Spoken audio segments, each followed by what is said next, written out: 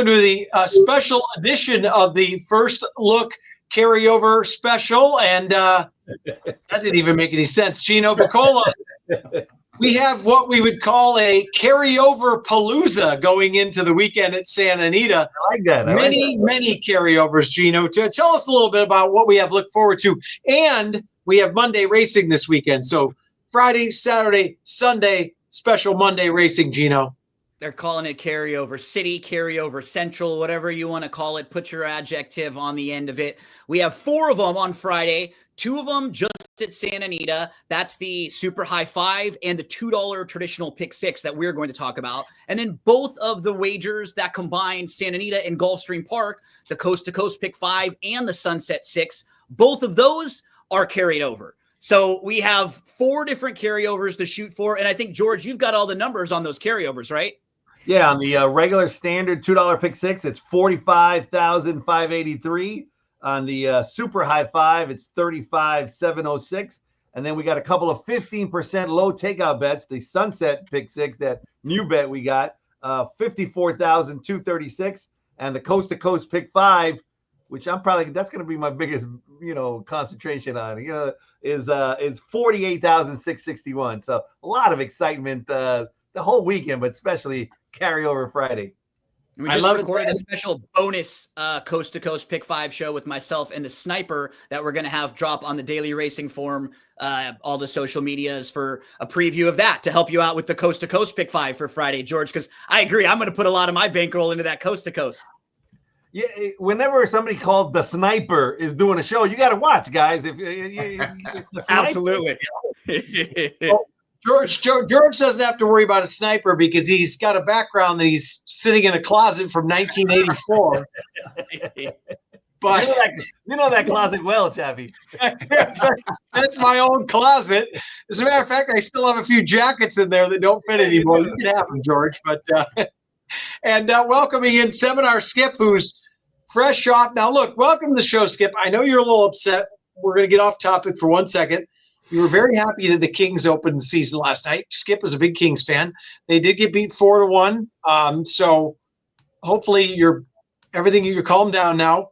It's only one game, Skip. Well, they opened up Tuesday and at home, and actually I took Nate Newby, and we had a really good time, but the game was awful. They lost 4-1. There was a couple of real good fights right in front of us, so that was a little exciting. And it wasn't you. What's that? Wasn't you this time? No, it wasn't me. Wasn't me. But then I tell you what, they went back and they played Vegas last night, back to back, and they were up 3-1. Then they were down 5-3. They scored 2 goals in the last 10 minutes to get it into overtime, and they won in the shootout. So we battled back last night. We showed a lot of heart, so I'm in a much better mood today. No wonder that happens to me a lot. I go to the fights and some kind of hockey game breaks out. I hate that. I didn't see it. I was too busy watching my man Kyle Schwarber hit a couple of bombs, one out of the stadium at Dodger Stadium. So, How best is that? I know Willie Stargell. I love when people are more happy to root against teams than even for their own. Like Chappie, that's when you know you're a miserable person. That your team is winning, and you're not even talking about your team winning. You're talking about the other team that beats the Dodgers, even though they're still down in the series. So, wow, that's how his brain works. No. I don't expect anything this year from the Cubs. So this is just bonus coverage. We win a couple games. We might get beat today. 0 chance. They don't have enough pitching. And I'm a huge Kyle Schwarber fan. So that I always have. After you go 0 for 22, if anyone's going to run into one at some point, right? Yeah. But he did it a second one. So anyways, all right, let's get back on topic. We're talking about the Pick 6 carryover coming into Friday tomorrow. First Coast, 1 o'clock. But there are 9 races tomorrow. So the Pick 6 carryover starts in race 4 at Santa Anita. So, Gino, let's start with you. That is a maiden 20 going a mile. And what are your thoughts here in the first leg? It's not an easy way to start because there are a few horses that feel like they should be at this level. This is the right spot for them. A horse like Eastwick, if you look at the races for this horse going just on the dirt, Look at the 3 dirt races. One of them was against much better earlier on in her career when she was behind Cash Call. And then the last 2 were very good runner-up efforts in similar type spots in low-level maiden races like this. I think the one Eastwick makes a whole lot of sense. The other horse that I'll mention in a race where you could probably use like 4 or 5 is the 6 Strawberry Tizzy, who I just like trying the dirt for the first time and getting another drop. I've been following this horse. She had some trouble in a couple of her early starts against better maidens. And then when she got the maiden 50 at Calbred level, I liked when they put her close and put her forward. That was her best race. I wouldn't be shocked to see her forward in here too. But honestly, I think these guys might have 2 or 3 other horses because they really do feel like 4 or 5 pretty evenly matched in this group. Pretty evenly matched to start, but Gino's a lot of 1-6 in here. Skip, what are your thoughts here in race 4, which is leg 1 of the pick 6?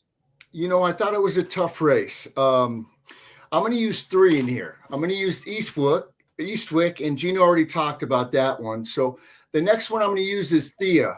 Tim McKenna trains this horse, dropping down in class. It's never been this low. Turf to dirt, he wins 24%. I thought that horse would be tough, and I'm going to use that one. And then the other one I'm going to use is the George Papadromo, Greta's Ghost. This horse stretches back out, and I think that will do it good. The last 2 times have been going short at Del Mar, drops down to the lowest level. Sprinter out, George wins 16% of the time. So I'm going to go 1-3-4 in here to start off.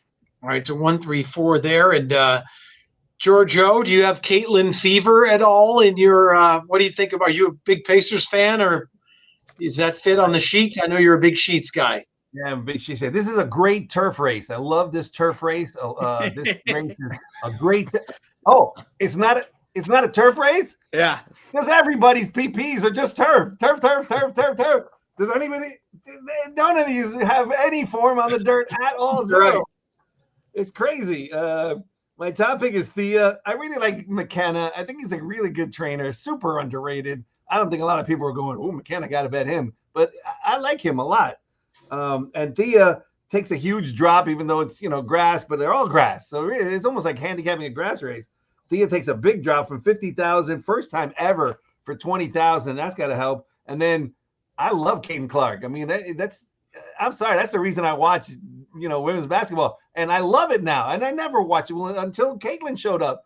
And now I love it. And I never saw one game in my life before her. And this one here is also dropping from 50,000. It's got Fresu, for the first time. He's excellent. Peter Miller's excellent. So I like it 3-7, but this is certainly a spread race. Yeah, like you said, a little bit of a puzzler. A lot of them dropping from 50 to 20, and almost all of them going from turf to dirt to start us off. So the only one that would really shock is the 2. Honestly, like on paper, that one looks like the only one she's up against it. Any of the other 6 wouldn't really shock at all. And that's the only all dirt horse, which is funny, but yeah. We just put her in the winner's circle at 35 to 1, right?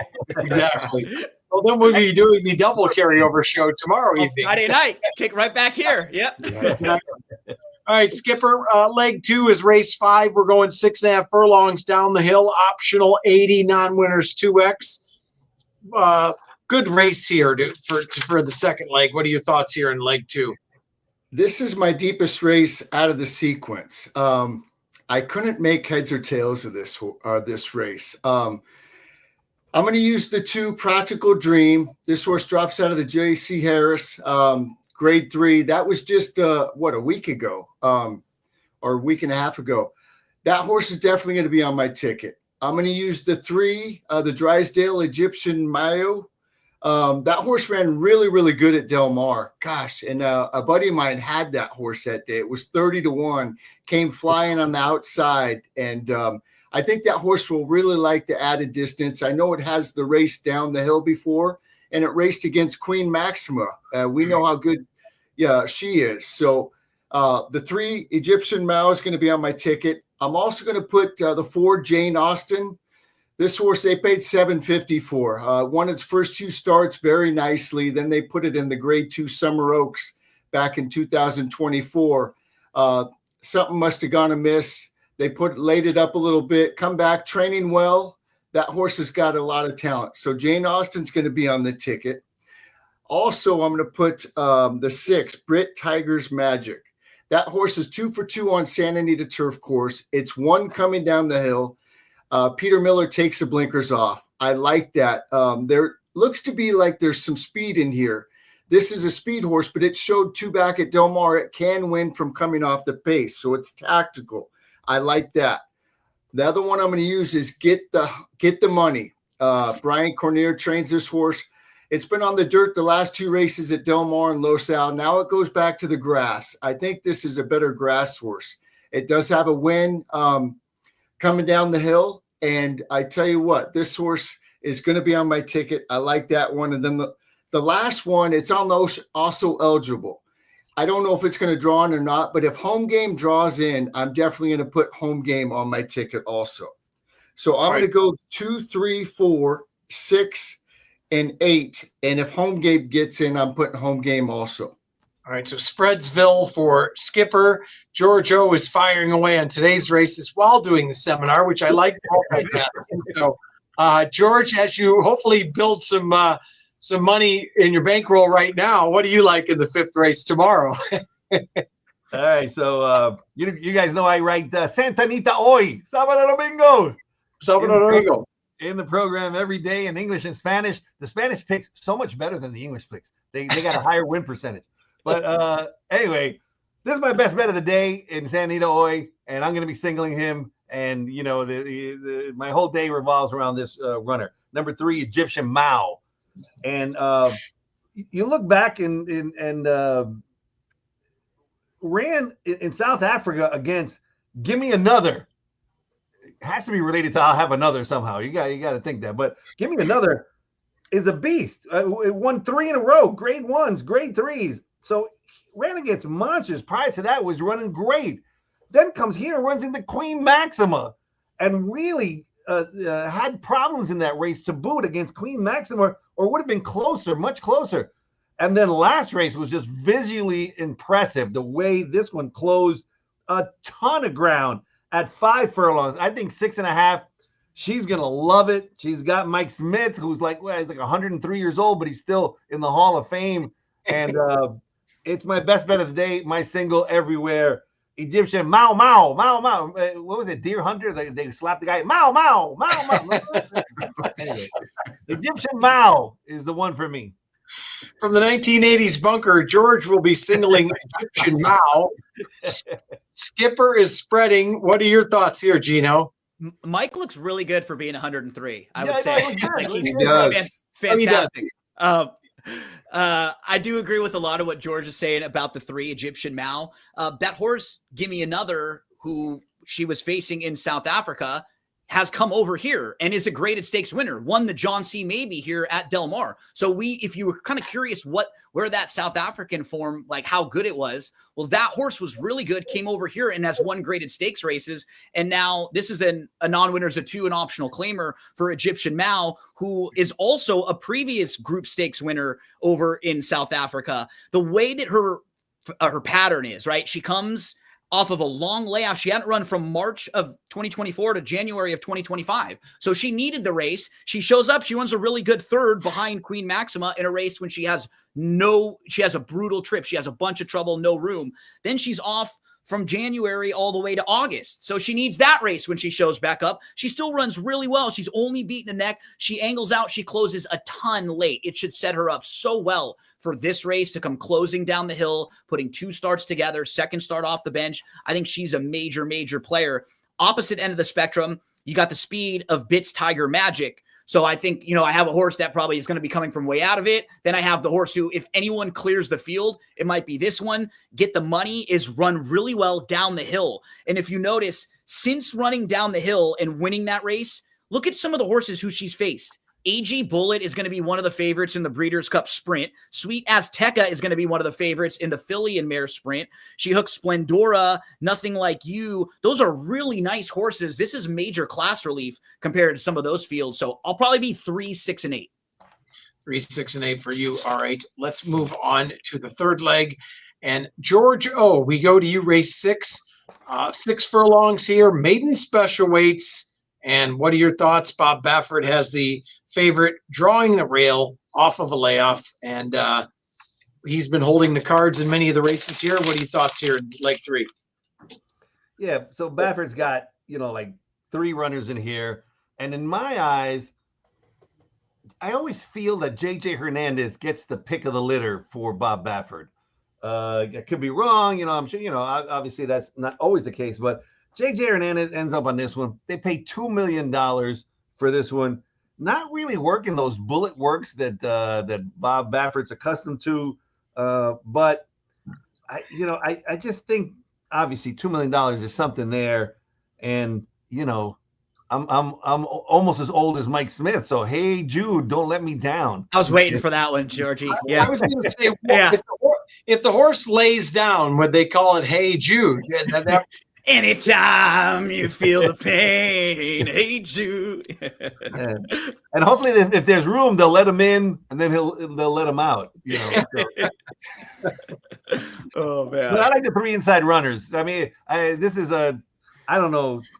It seems like either one of the 2 first-time starters, or midnight is working well. So my top 3 are the inside 3. So crazy inside 3 for you, Gino.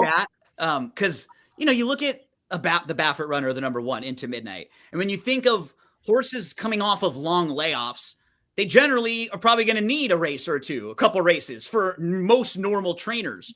Right. Most normal trainers like Bob Baffert. The last 10, so it's over the last year with horses just like this in a maiden special weight after a plus 180 day layoff. He's 5 of 8. He's won with 5 of those 8. All 8 of them have hit the board. So 63% winners and a $3.20 ROI if you're just betting blindly on the Baffert runners. Like, that's crazy to do that off of a long layoff like that. So he really does bring these particular kind of horses back very, very well. This one's getting Lasix for the first time. And on October 3rd, outworked Barnes, who's not the greatest workhorse, but is a classy horse, certainly like a graded stakes type horse. And then on September 26th was 2 lengths behind Firmus and pushed through the rail and won that work pretty easily against like a first level allowance type horse. So just visually in the mornings, I thought Into Midnight was a little better than Jude just from what I saw in the mornings. But I mean, these are horses that all have talent. I like the 5 a bit too. This horse hopped at the start. Most recently, kind of bumped around at both sides. That was the first time in the John Sadler barn, was in between horses. I thought a real like educational race, something that this horse could learn a lot from. And if they go quick early on, this is the horse that could pass horses. So I might try to get out of this race going 1 and 5. I'm sorry. I just don't. Alisador, good jockey, whatever. But I don't know. He doesn't do it for me. Why is he on this? I wonder sometimes with horses like this, if maybe he's been working the horse in the morning. Or, right? And he's kind of throwing him a bone, someone who's been very loyal to them for a while. There are things, that you made, but I agree with you. Normally, Juan gets the pick of the litter or the best one. I just didn't love what I saw in the morning quite as much from Jude. So I'll say, nay, Jude. Yeah. Look, once in a while, I think it's like you said, they paid $2 million for Jude, maybe, which is rare, but maybe the thought is going longer. So JJ's taken this horse with the thought of going 2 turns, and maybe Abdul's been working the 1. And, like you said, once in a while he will throw him a bone and let him race in the afternoons. And that's the way they work into the barns sometimes. We've seen it with Van Dyke, with some other guys along the way. So, Skipper, what are your thoughts here? Real quick, Jude's mom, Helena Bay, she broke her maiden going long. She did not run very well in her first 2 starts sprinting. And then she's Hey Jude is also a half sibling to Collected, who was a grade 1 winner, who won the Pacific Classic. Collected only debuted at 6.5 furlongs, which is kind of strange for Baffert. 6.5 down the hill when Collected debuted, and then won races like the Sham and the Lexington. So that horse was also better going long. So that might be right up the pedigree's alley, what you were talking about, Chappie. We've already renamed the horse Hey Jude, but all right, Skipper, what are your thoughts here in which looks to be a pretty interesting race, the field of 7? Yeah, it does. Jude, I think this horse obviously wants to go long. Gino just made a very good points about it. And then if you look at the workout pattern from September 5th, doesn't work again till September 20th. So that's 1 or 2 works there that it might have missed. I think they're just giving this horse a race. It probably wants to go long. I'll probably use it anyways because it's 2 million. JJ's aboard. I'm going to go 1, 2. I'm going to use the 3. Nobody mentioned the 3. Mark Glatt trains this. Munnings wins really good first time out. I think it's like, I don't have the stat in front of me, but Gino probably does. But what is it, like 16% first out, Gino? I'll pull it up. I'll pull it up for you right now. Yeah, keep going. Okay. So I'm going to use Simple Song also, and then I'm going to use the 5, Coco San. 14%. Gino already mentioned that. That horse hopped at the break, first out for John Sadler, came running late. Hector Barrios has been riding out of his mind. I tell you what, he's starting to become my favorite jockey out there, turf or dirt. And so I'm going to use that one too. 1, 2, and 5 for me. 1, 2, 3, and 5. 1, 2, 3, 5. Yeah. You made a good point. Everybody is in love with Hector Barrios on the turf. I think he's showing everyone that he can ride with anyone, anywhere out here. Turf, dirt, long, short, doesn't matter. And he's been very impressive. So, all right, let's move on to race 7. Gino, we're going back to you. 1 mile and an eighth on the turf. Optional 80. What are your thoughts here? Yeah, horse I think is going to run a lot better in this race than she did in her last start is the number 5, Hannah Buckle. So I was following along with her, but I think one of these horses that like you probably hit and then you follow along with them along the way after they win, right? So she breaks her maiden, then in her next start back, she had a couple of months off. She didn't have the best of trips. She came back. She was pretty good when she ran 4th behind Mahina that day at Santa Anita. Then she's off for a while. She shows back up to start 2025. She runs really, really well on July the 19th. That was her first start as a 4-year-old. I was expecting her to take a step forward. Then on August the 30th, she was outrun a little bit early on because they were going a little quicker than she had been going in her last couple races. And she just got farther back than I would have liked for her. She was like 9th of 11 early. She was 7 lengths off. She makes this big 5 wide early move. Then at the top of the lane, she's out 7 deep. And she's still trying, it was a race to where the winner kind of separates. And then there's a lot of horses that are battling for the minor awards and she's not far out of that.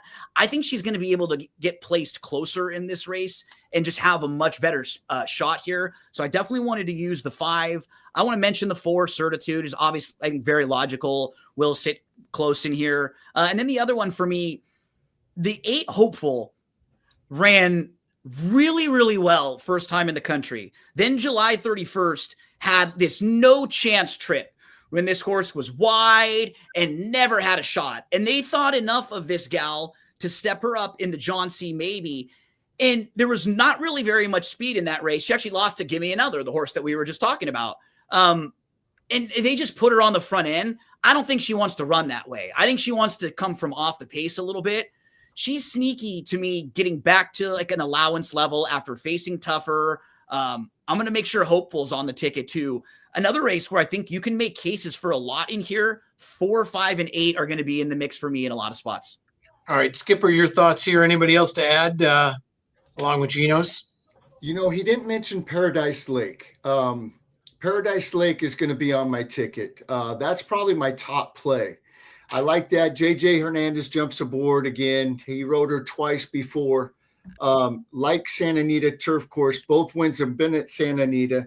I'm going to go 4 deep in here. I'm going to go Certitude. I'm going to go Paradise Lake. I'm going to go Hannah Buckle.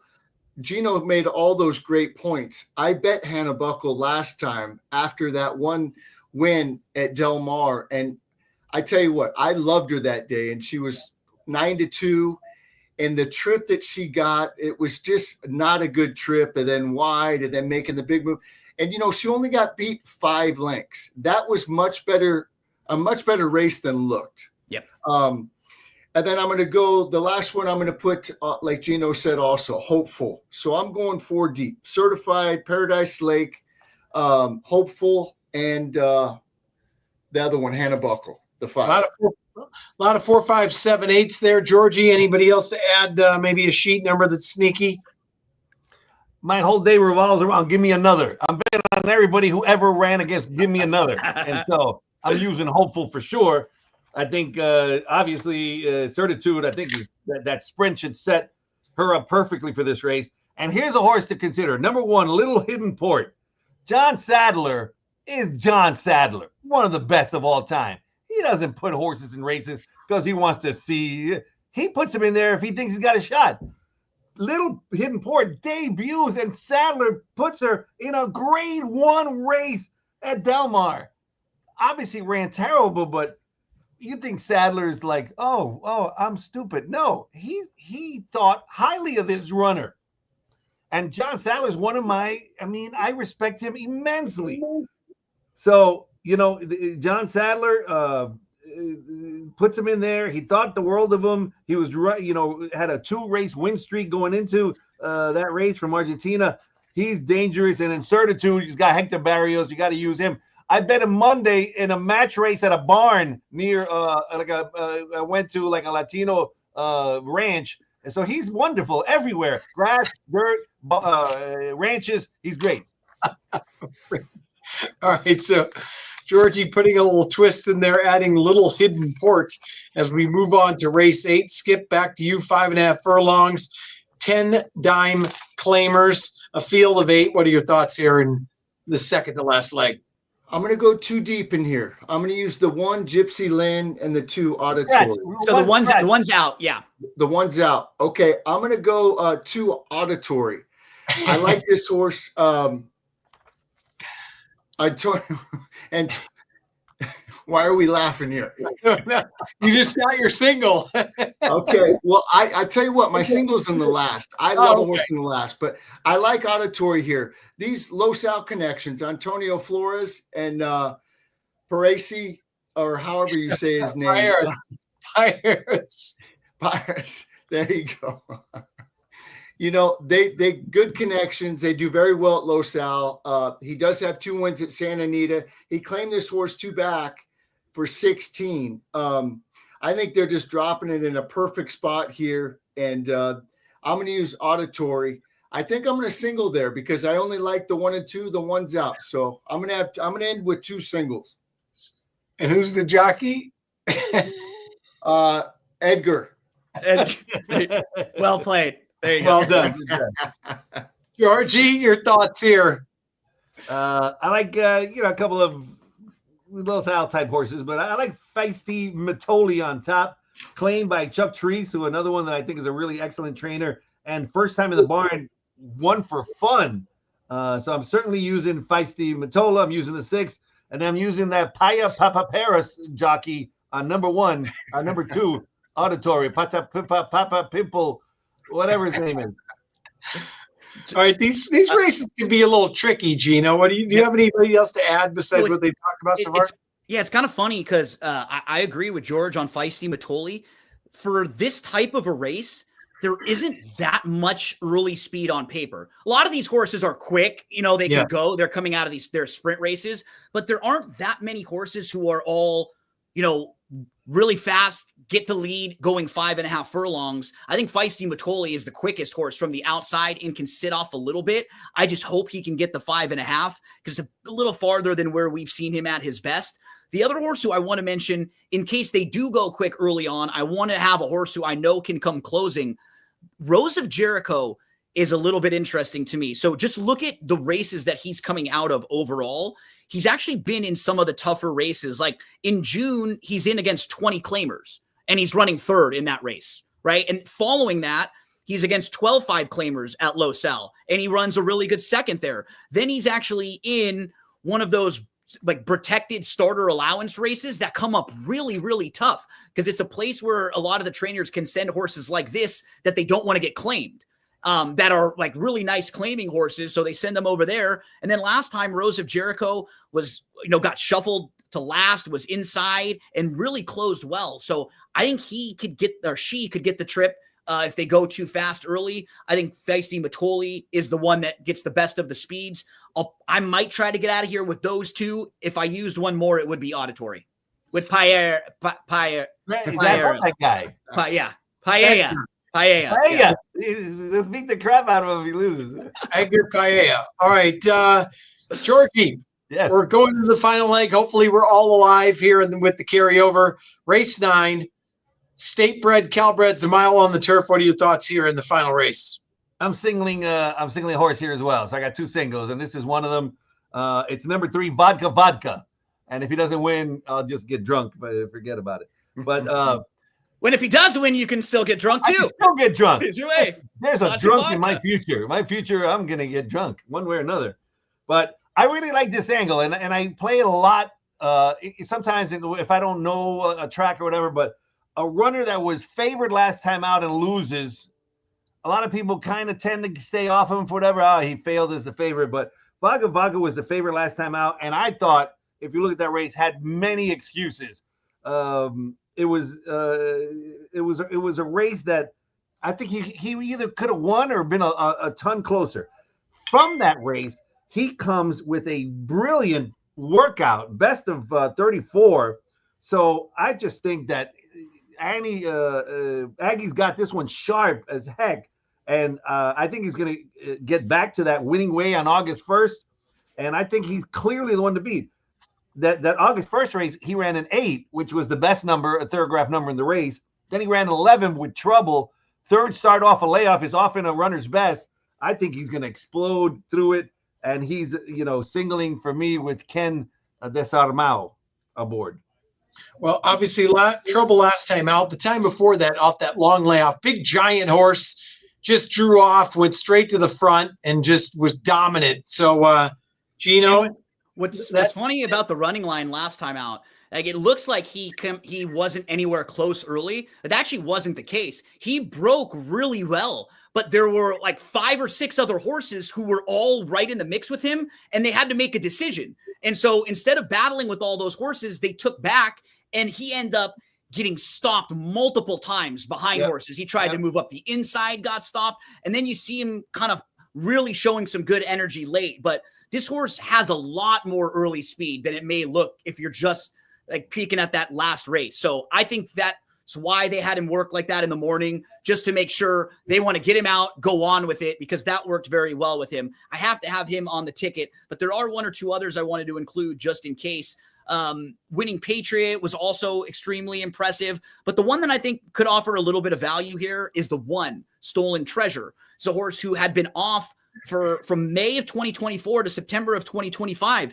After that long layoff, won at 6 furlongs, and this horse isn't even really as good sprinting on the dirt. This horse was actually better going longer on the turf. Look at those races on the grass when he breaks his maiden going long on the turf, and then in the Snow Chief running a really good third that day. So I think Stolen Treasure is a little bit interesting from the inside, could maybe be on the lead or could be sitting really close. 1 in the 3 and the 8 probably will be how I close this out. Yeah, I agree with you. That looked like a prep run for the going long on the turf, and went wide and still won there with Stolen Treasure. Edward Freeman often doesn't get bet 8-1, could offer some value. Skipper, you said you have a single. Before you say anything, I really respect you, Chappie. I really respect you, Gino. Gino. But I really respect Skip, and I can't wait. I really can't wait to see who his single is. I can't wait. Okay, this is my best bet all day. I love this horse, but I will say, going back to the 8th race, Gino talked me into Rose of Jericho. So I'm going to put Rose of Jericho on the ticket. But this race, I love a horse. I love Winning Patriot. Really? I tell you what, I was down at Del Mar when it ran on August 2nd, and going in the gate, this horse looked terrible. It was dripping wet. I think it might even broke through the gate that day. But I know going to the gate, because I liked it, and I said, there's no way I could bet it. It looks terrible. Last time it had trouble, it came running. This is the 3rd race off the break. I love this. The workout on the 29th, I did not see, but one that they don't have in the form is October 5th. And this horse looks to be doing great, coming out of its skin. The flesh looks great. I love the work. It was 4 furlongs and 49 flat. This is my single. I love this horse. I love it. We have dueling singles in the last, if we're alive, between Skip and Georgie. So maybe we got a little beer game going on there with 3 and the 8. But all right. Well, win or lose tomorrow.